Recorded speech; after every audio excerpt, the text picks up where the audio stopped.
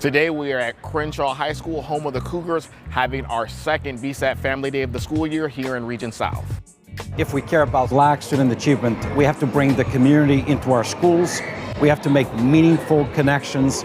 We have to provide books, literacy, bring them resources, anything from food to free eyeglasses, teeth cleaning. Talk about a miracle coming together in the Crenshaw community. I'm here today at Crenshaw High School to be amongst the people, really. Celebrate the community and to try to push the notion of reading. I think reading is a powerful tool that's available to all of us, and it really helps to get their imagination going and realize that the world is much bigger than their particular circumstance. We have thousands of our families that we're engaged for Black Student Achievement Plan Family Day. We want to serve you, we want to serve the community. LA Unified does it best.